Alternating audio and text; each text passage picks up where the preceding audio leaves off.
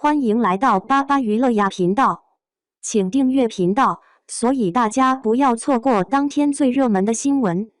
我们今天的时事通讯包括以下内容：程毅、张雨绮主演《南风知我意》原著，深情虐恋直击心灵。嘿，书虫们注意啦！今儿个我挖到宝了，一本能让你彻底沦陷的小说。翻开的那一刻，就像是踏入了全新的世界，情节紧凑的让人窒息，每一章都是惊喜连连。讲真，这书看得我废寝忘食，根本舍不得放下。角色鲜活的仿佛就在身边，情感纠葛直击心灵，简直不要太上头。错过它，你的书单可就少了颗璀璨星辰了。快来，咱们一起沉醉在这文字编织的梦里吧。南风知我意全2册新版程毅、张雨绮主演，作者戚薇。南风知我意第1章，除了爱你，我没有别的愿望。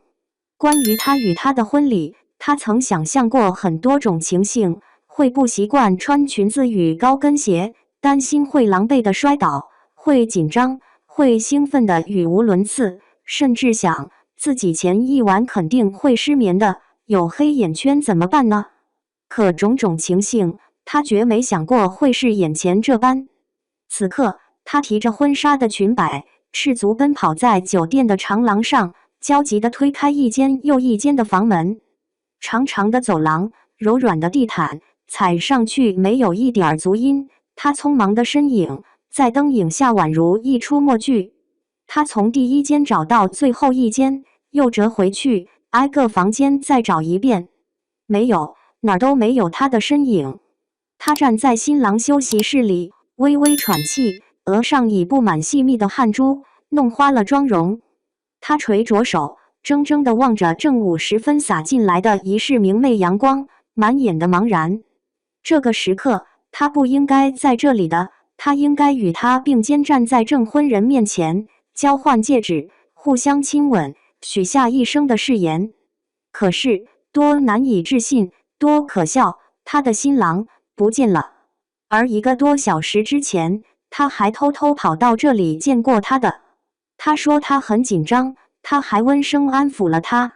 他不知道到底哪里出了问题。好好的一场婚礼，最后却闹成了一个天大的笑话。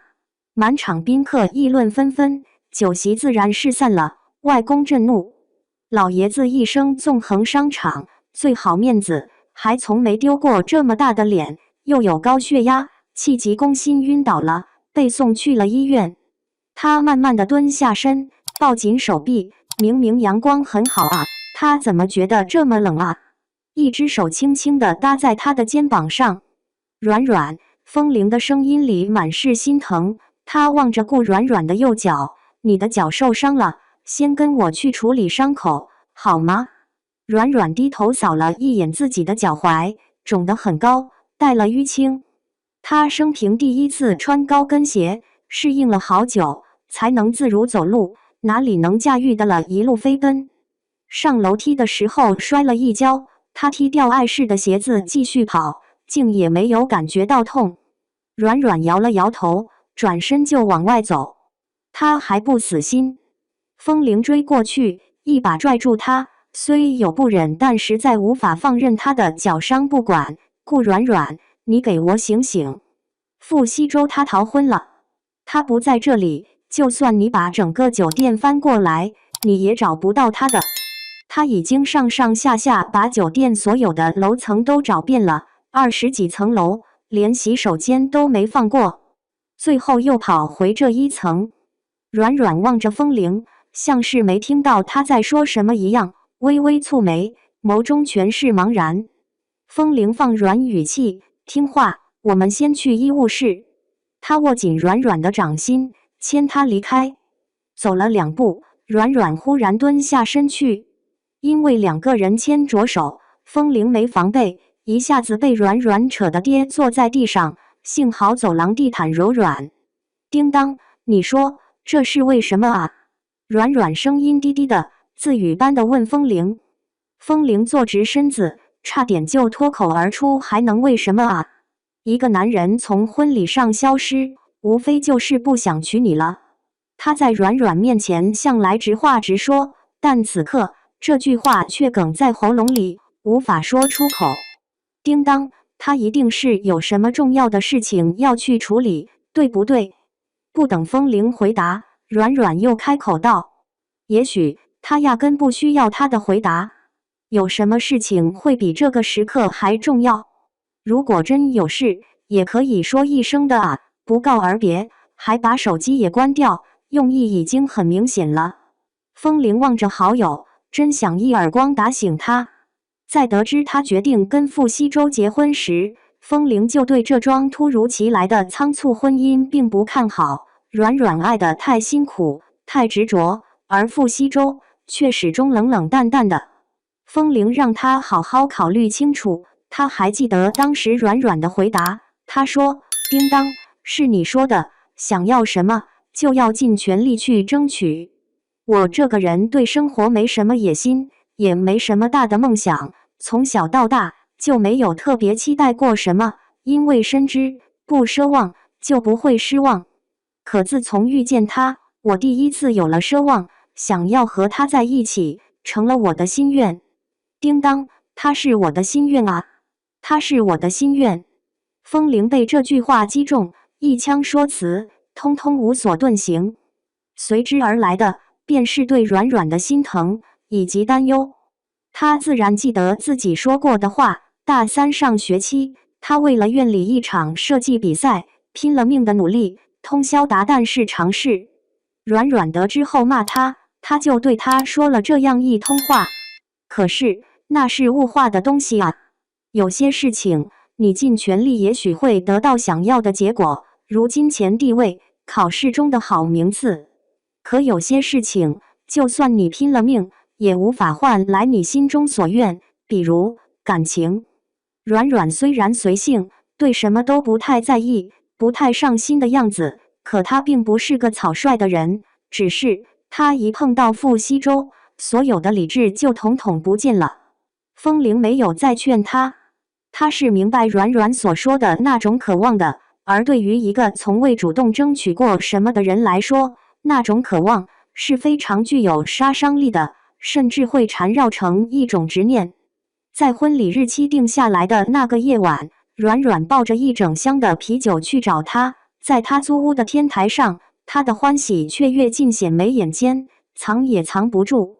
他打开一罐又一罐啤酒，拉着他开心的碰杯，在深夜里像个疯子般对着灯火阑珊的夜色大声喊：“叮当，叮当，你知道的啊，他是我的心愿啊！现在我如愿以偿了，我真的好开心啊！”他从未见他那样快乐过。可飘散在夜空里的笑声还恍惚在眼前，欢喜未散去，伤害来得这样快。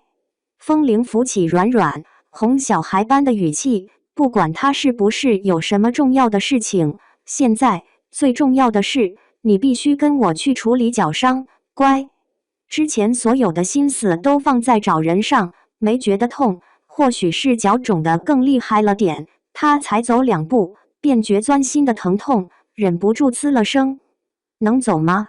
风铃问，又蹲下身：“我背你吧。”软软摇摇头：“没关系，我能走。”他看起来瘦，其实体重不轻。风铃还穿着高跟鞋呢，怎么背得动他？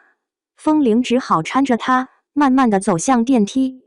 这家酒店属于阮氏，外公疼他，专门辟了这1层楼给他婚礼专用，地毯特意换成了红色，每个房间外都装饰着鲜花与气球。其实他觉得有点夸张了，但外公说：“你们女孩子不都喜欢这样的梦幻吗？”他也就没再反对。此刻，这些鲜花与气球，这红毯，刺得他不敢睁开眼去看。等了许久，电梯才上来。看着一层层上升的数字，他在心中默念：会是他吗？电梯打开，他会从里面走出来吗？此时此刻，他依旧心存期待。叮的一声，门开了，有人走出来，却不是他心心念念的那个人。哥哥，有没有找到他？软软急切地问来人。顾恒直咬牙道：“傅西周那小子最好别出现，否则我真会杀了他。”他眼神一暗，看来他依旧没有消息。软软沉浸在自己的情绪里，没注意顾恒直的神色。站在一旁的风铃却是看得清楚，向来嬉皮笑脸、没什么正经的他，愤怒起来竟是这么可怕，仿佛全身充满了杀气。风铃轻轻对顾恒直说：“顾大哥，软软脚受伤了。”顾恒直蹲下身，撩起软软的婚纱，他脸色更难看了。他将自己的外套脱下，披在他身上，然后将他抱起来。酒店附近就有家小医院，软软被顾恒直抱进医院大厅时，来往的人都往他身上瞅，也难怪，他一身洁白的婚纱实在太打眼。他闻着淡淡的消毒水味道，心里五味杂陈。大喜的日子却来了医院，没有比他更悲惨的新娘了吧？他将头埋进顾恒直的胸膛，他抱着他的手臂紧了紧。同一时间，连城近郊的一家医院里，3楼手术室外，长长的寂静的走廊上，穿着一身黑色礼服的男人伫立在窗边，指尖的香烟燃到了尽头，他仿佛未曾察觉，最后一丁点的火花烧到了手指，灼热的刺痛感都没有令他皱一下眉头。坐在长椅上的乔家乐怔怔地望着他的背影，他已经保持这个姿势站在这里很久了，沉默不语，一支接一支的抽烟，窗台上丢满了烟蒂，窗户洞开着，风扑面而来。5月初的南方城市还有点冷，凉风一吹，令人清醒。他将烟蒂摁掉，低头间看到胸前别着的新郎礼花，原本波澜不惊的眸中有什么东西一闪而过，但很快又恢复了那种沉寂。他抬手将那朵与这惨白四周格格不入的红色礼花摘下来，塞进了西装口袋里。西周哥，对不起。乔家乐走到他身边，低低的声音。可是那时候我真的吓坏了，什么也没想，就给你打了电话。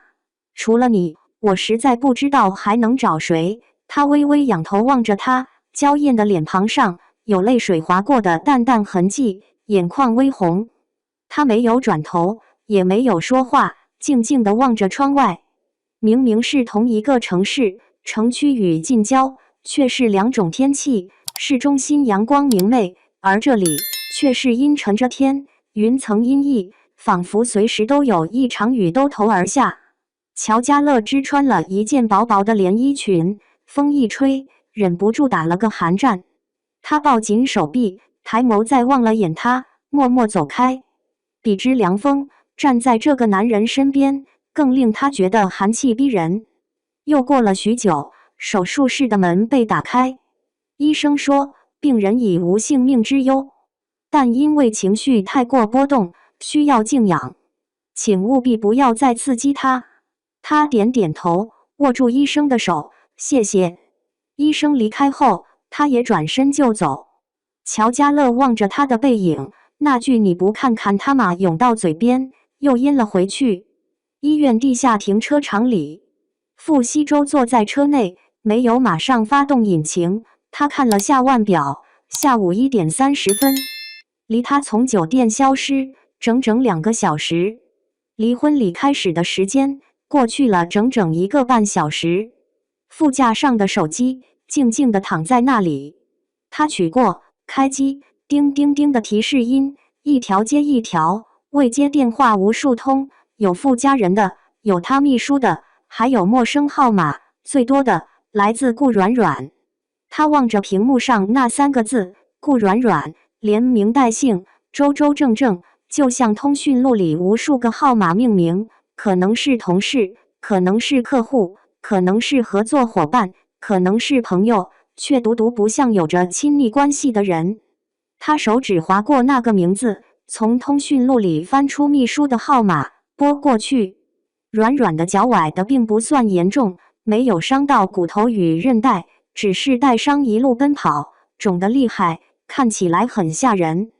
医生帮他做了处理，又开了治跌打和消炎的药，嘱咐他晚上用冰块消肿，就没什么大问题了。软软让风铃先回家，然后让顾恒芷送她去外公住院的医院。风铃虽不放心他，但接下来他要面对的是他的家人，自己在的话会不方便，也帮不上什么忙。风铃摸了摸他的脸，我晚点给你打电话。放心，我不会有事的。软软甚至还对他笑了笑。风铃心里一疼，这个傻孩子啊，明明难过的要死，为什么还要强颜欢笑呢？他不忍再看他的笑脸，赶紧转身离去。原本顾恒芷执意要陪他去病房见他外公，但软软坚持自己去。他指着他的脚，但更担心的是他怎么收拾这个烂摊子。软软说：“哥哥，你不用担心我，我不是小女孩了啊。”他顿了顿，低声说：“你看，我都结婚了啊。”顾恒芷皱眉：“软软，这婚事……哥哥，我先上去了。”他打断他，急急地进了电梯。他知道他想说什么，可是他不想听。他靠在电梯内壁，独自一人的空间里，他终于累极地松垮下肩膀，像被抽走了所有力气般倚在电梯上。冰凉的触觉透过衣服传递过来，他忍不住瑟缩。外公的病房在走廊的尽头，从电梯出来还要走一小段。他踮着脚，走得很慢，疼痛一波波传来，他咬牙忍着。站在病房门口，他却迟疑了，久久没有伸手推门。门忽然从里面打开，出来的人被他吓了一跳，拍着胸口狠瞪着他：“你要吓死人啊！”说了句抱歉，他微微低头，轻声问：“舅妈，外公他没事吧？”陶美娟将门掩上，讽刺的语调有：“你还记得老爷子啊？”舅妈跟他说话多数没好语气，这么多年他已经习惯了。他欠了欠身，想进去病房，却被陶美娟拽住了，拖得远离病房。老爷子刚刚睡着，你还想进去再气他吗？他现在最不想看到的就是你，害人精。软软还没吭声，陶美娟已经连珠炮的教训起他来，说他给阮家丢了脸，现在整个连城都在看阮家的笑话。他默默听着，一句话也不想说。陶美娟睨了眼他身上的婚纱，嗤的一声笑了：“怎么被抛弃了，还舍不得脱下这身婚纱吗？还嫌不够丢人吗？”见软软不吱声，他也骂过瘾了，打算走。离开时，忽又哼了声：“也只有你把傅西周当个宝，姓了傅又怎样？私生子就是私生子，小门小户长大的，没教养，才做得出逃婚这种丑事。”一直沉默的软软忽然厉声道：“舅妈，请你说话注意点，他是我的丈夫。”哈哈，陶美娟怒极反笑：“你把他当丈夫？人家可没把你当妻子呢，自作多情什么啊你！够了你！”顾恒芷的喝声忽然插进来，他快步走过来，揽住软软的肩膀，狠瞪着陶美娟。虽然是晚辈，但他向来对陶美娟没什么好脸色。软软顾忌他，他可不怕。软软紧咬嘴唇，手指微抖。陶美娟终于作罢，转身离开。他努力让自己的语气平静，抬头问顾恒芷：“你怎么没走？”他本来都驱车离开了，可又掉头回来，他还是放心不下他。如他所料，他又被欺负了。顾恒芷没好气：“傻啊你！他骂你，你就傻傻的站着，一句话都不说。你怕他做什么？”“我不是怕他，他只是不想跟他多说。哥哥，你回去吧，我想进去陪陪外公。”顾恒芷说：“你去吧，我在外面等你。你这个样子，等下怎么回去？我送你回家。”“家啊？哪个家呢？”原本他今天是要住进他跟他的新家的，可如今哪儿还有家？他推开病房门，轻轻地走进去。阮荣生的秘书见他进来，对他点了点头，走了出去。阮荣生打着吊瓶睡着了，脸色有点苍白。他在病床边坐下来，就那样静静地看着床上的老人，心里满满都是内疚，还有忐忑，不知道外公醒来后会做出什么决定。这桩婚事，外公一开始就不同意，甚至是强烈反对，是他执意求来的。他还记得外公当初对他说过的话，他说：“傅西周那个人，我有所了解，心思深沉，在商场上做事狠辣，不择手段。他的家庭环境也太复杂了，他并不适合你。”阮荣生为了让他死心，说了很多傅西周在商场的事情，为了利益与他想要的，可以不顾一切。外公口中的他，是他完全陌生的，仿佛是另外一个人，可他心里的他，却并不是那样的。他一意孤行，只肯相信自己的心。那段时间，在阮荣生面前从来都温顺乖巧的他，第一次与外公起了争执，还冷战了许久。阮荣生也是个固执脾气，任他怎么说，不同意就是不同意。最后他没再解释什么，只对他说：“外公，我18岁生日的时候，你曾许诺过我，可以满足我一个心愿，无论什么。我现在想要兑换这份生日礼物，我想嫁给傅西周，这就是我的心愿。”他至今都忘不了老人当时的表情，很复杂，有震惊，还有心疼，最后是无奈的叹口气，摆摆手，说：“罢了。”吊瓶快打完时，阮阮按铃叫护士来，声音放得很轻了，还是惊醒了阮荣生。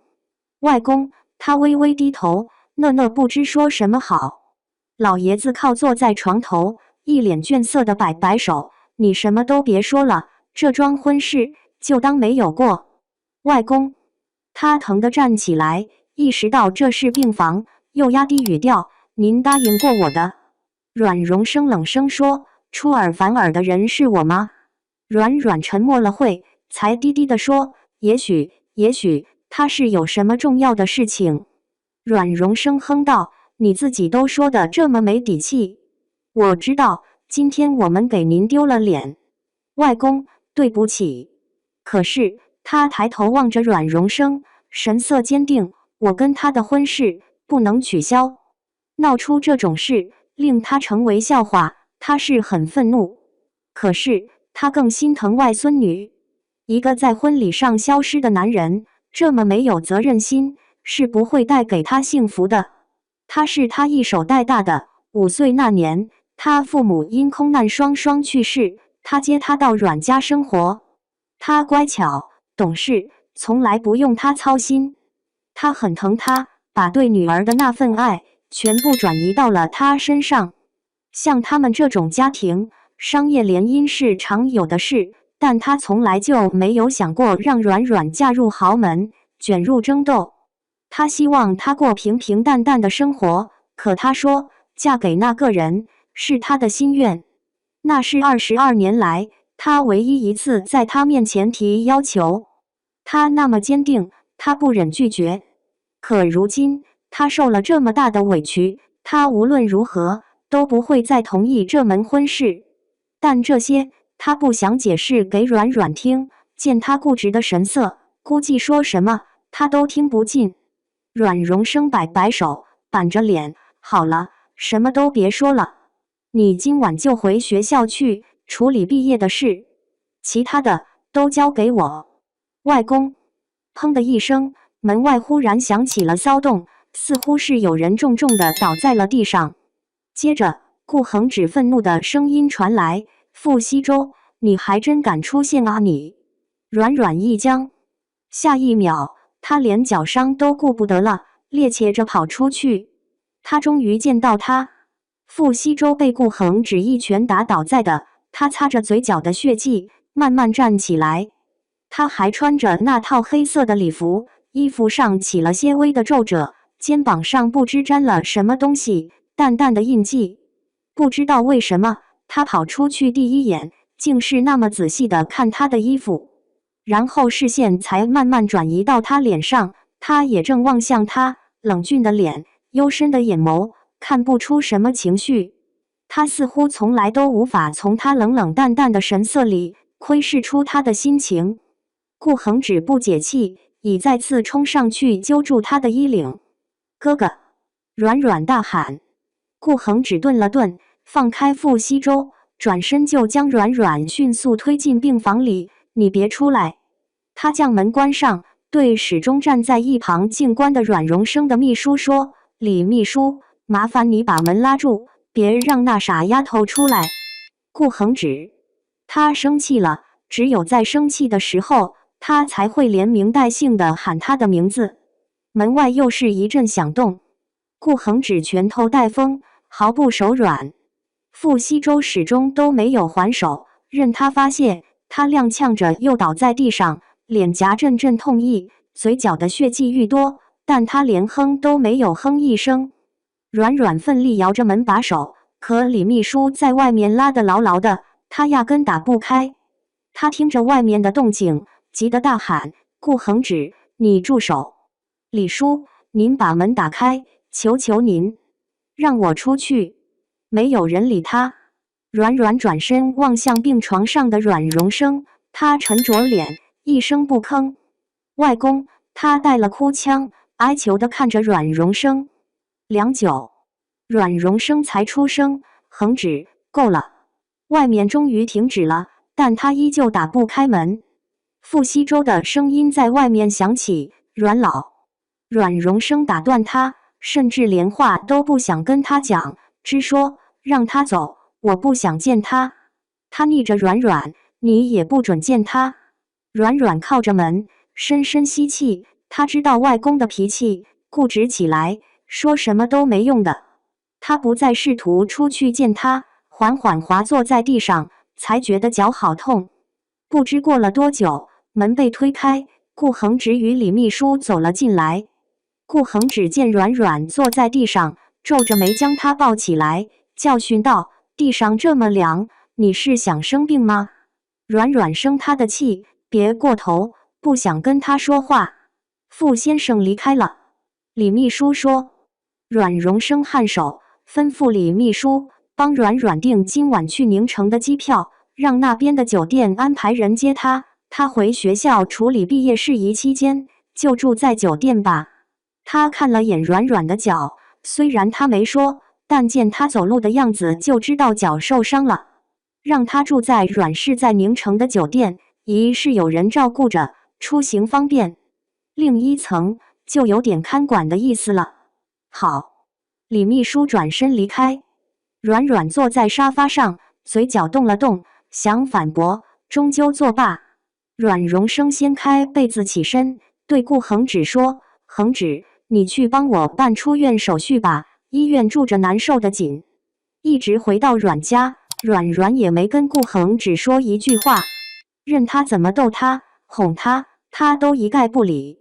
他说送他去学校，他一口回绝，非常坚决，然后说自己累了，要睡觉。顾恒止无奈，摸摸他的头发，告辞离开。软软站在窗边，看着他发动车子离开。也只有在他面前，他才会无所顾忌的任性，像多年前那个小女孩一样。因为他知道，哥哥不会责怪他，只会无条件宠爱他，包容他，为他愤怒的动手打人。其实他并不是真的怪他，他气的是自己。明明委屈的要命，可见到傅西周被打的时候，看见他嘴角的血迹，他还是很心疼，还想要冲上去保护他。他是真的倦了，很累很累，裹着婚纱就蜷进被窝里。他闭上眼，却怎么都睡不着。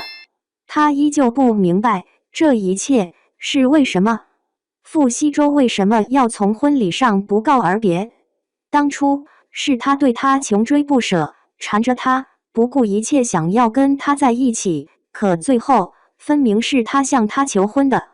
他永远都不会忘记当时的情景，夜幕下的江边，两岸灯火璀璨，4月的晚风里，他对他说：“顾软软，我没有时间跟小女生谈恋爱，但是你愿意做我的妻子吗？”他傻傻的，过了许久，才反应过来。他不知道那一刻他的心跳得多么剧烈，又酸又胀。然后眼泪泛滥成灾。是沙漠里走了很久迷路了的旅人，忽然看到一片绿洲的激动，是日日夜夜期盼的心愿终于实现的狂喜。想不明白的事情就不要去想了，这向来是顾软软的人生哲学。他拉过被子，蒙着头。风铃来的时候，软软刚从一场梦境中惊醒，迷迷糊糊，终于还是睡了过去，却睡得并不踏实，不停地做梦，走马观花的场景比醒着更累。天已经黑了，风铃打开灯，见他还穿着婚纱，脸上的妆容彻底花了，便将他拉起来，去浴室帮他梳洗。站在镜子前，风铃帮他脱下婚纱，软软抚着白纱，轻喃：“叮当，可惜了你特意帮我设计的这婚纱呢。”风铃学服装设计的，他在进入大学第1天就对软软许诺了，将来他结婚，他亲手帮他设计婚纱。从4月份定下婚期到5月酒席，才短短1个月的筹备期，又恰逢风铃忙毕业设计与找工作。这件婚纱还是他熬了很多个夜晚赶制出来的。洗完澡，他换了衣服出来，素颜，格子衬衣，牛仔裤，齐肩头发扎成马尾，他惯常的装扮还是这样穿着最舒服。风铃从窗边回头，迟疑了下，说：“傅西周来了。”软软怔了下，然后走到窗边，撩开窗帘一角，看见他正从车上下来，站在铁门外按铃。隔着一段距离，他依旧能清晰看见他脸上嘴角的伤。顾恒指下手很重，他的脸都肿起来了，嘴角有淤血。他的心又忍不住疼了。他让风铃把房间的灯关掉。过了许久，陶美娟才慢慢地走出去，却并不给他开门，隔着铁门絮絮叨叨地说着什么，不用听清楚，软软也知道，舅妈肯定没有一句好听的话。最后，陶美娟挥挥手让他走，然后折身回了屋子。他却并没有离开。过了会，他掏出手机打电话，很久也没见开口说话，眉毛深深蹙起。他知道他一定是打给他，可他的手机被外公强行收走了。风铃问他：“你要不要下去见他？”很久，软软才轻轻摇了摇头。风铃说：“你就不想知道他为什么从婚礼消失，又为什么回来？”见他的视线往2楼他的卧室望过来，他赶紧放下窗帘，转过身不再去看他。我怕。他轻轻说，我想知道那个答案，却又怕那个答案。他侧身，将头搁在风铃肩膀上。叮当，你说我是不是很胆小，很矛盾？风铃伸手揽住他，低低地说：“软软，你难过，你就哭吧。这里没有别人，你可以尽情的哭。”软软摇头，他是很难过，难过的要死。可他不会哭的，为了跟他在一起，这条路他走得很辛苦，荆棘歹途，可这是他心甘情愿选择的，再难过，他也会咬牙不悔地走到底。窗外响起汽车引擎声，过了会，软软撩开窗帘，傅西周的车已经开走了。他怕见他离开，他心里又是那样失落。有人来敲门，李秘书的声音在外面响起：“软软，我们该去机场了。”风铃讶异：“你要去哪里？”“回学校。”这个节骨眼。外公不想让我见他。风铃蹙眉：“可是这件事情不是你避开他就能解决的啊！你们都已经领结婚证了，已经是合法夫妻。”软软说：“我外公的脾气你是知道的，他虽然疼我，但现在他正在气头上，身体也不好，跟他硬碰硬的话，事情一定会变得更糟糕。所以他暂时离开这里，也许事情还会有转圜的余地。而且离开了外公的视线，他想去哪里，想见谁，会方便得多。”傅西周是被一通电话叫走的。电话那端，不怒自威的声音只说了一句话：“你赶紧给我滚过来。”他将车开得很快，可这个时候是连城最堵车的时段，抵达傅家老宅时已经是1个小时后了。他没有将车开进地下车库，而是停在距离铁门200米的小道上，缓步走过去。傅家老宅占地很大，傅凌天在别的方面不怎么讲究，但对住宅却非常大手笔。他将这半山腰上的3幢并排的别墅一并买下，然后重新规划，连成一片硕大的区域。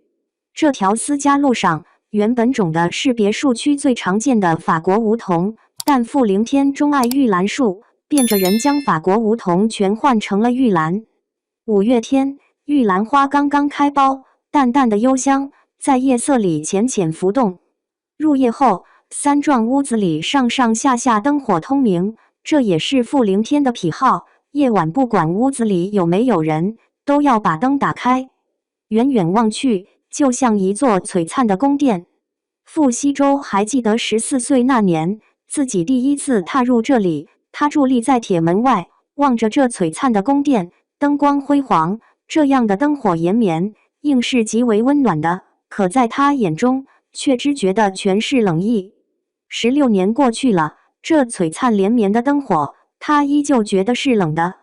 傅凌天在书房等他，推开门的瞬间，一个东西朝他扑面砸过来，他下意识侧身，还是慢了一步。紫砂小茶杯堪堪从他的额头擦过，额头上立即就肿起一块，很痛，他却咬牙一声不吭。他缓步走过去，站在灯影里，恭敬地喊了声“爷爷”，分明是怒极的动作。傅凌天的脸上却看不出一丝怒意，沉着脸，微垂着头，专注地将沏好的茶缓缓地倒入杯中，再不慌不忙地端起茶杯，放到鼻端，轻轻嗅了嗅，才慢慢送入嘴里。他专注品茶的模样，让人产生他心情不错的错觉，仿佛之前那个茶杯不是他扔的。沉默片刻，傅西周再次开口：“我。”傅凌天终于抬起头来，打断他：“不管你有什么理由，我都没兴趣知道。我想知道的是，你现在打算怎么办？已经发生的事情，再好听的理由都无济于事。”这是傅凌天一贯的处事原则，他永远只注重结果。傅西周沉默。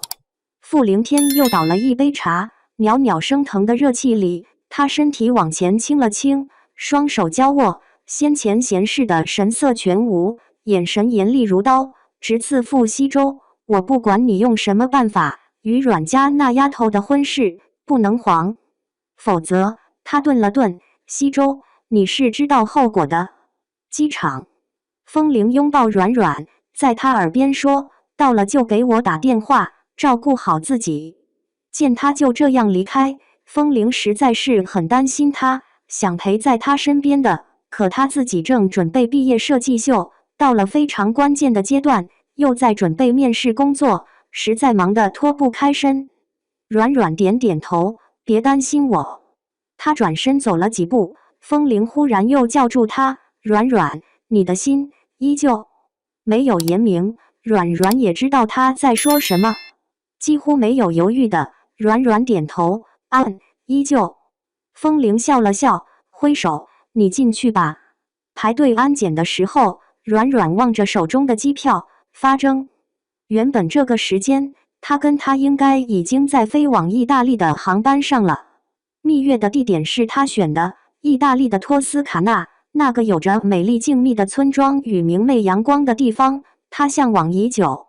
他的座位靠着窗，旁边是一位年轻的妈妈，带着女儿，小女孩坐在中间，4、5岁模样，很活泼，嘴也甜，不用妈妈教，见到她主动就叫姐姐。阮阮摸摸她的脸，赞她乖。小女孩自来熟，话多，很喜欢她，总偏头想跟她讲话。若在平时，她一定会好好跟她玩，可此刻她没心情。机舱里空调开得很足，有点冷。她将卫衣的帽子拉起来套在头上，双脚缩在座位上，环抱着腿，埋头吸肩。一双小小的手搭在她肩膀上，奶声奶气却带着关切的语调在她耳边响起来：“姐姐，你是不是很冷啊？他浑身一僵，良久，他缓缓抬起头，望向小女孩。姐姐，你怎么哭了啊？汹涌的泪水肆意爬满了脸庞，止也止不住，仿佛要把心里所有的难过、委屈、痛，统统哭出来。在他从婚礼上不告而别时，他强忍着没有哭；在脚受伤时那么痛，他强忍着没有哭；在医院里再见他的那一刻，他强忍着没有哭。而此刻，一句“你是不是很冷啊”，却击溃他心底的防线，令他泪流不止。你是不是很冷啊？哇，12，原来你不是哑巴啊，你会讲话的啊！这句简简单单的对白，是他与她之间一切的起始，是他爱她的开始。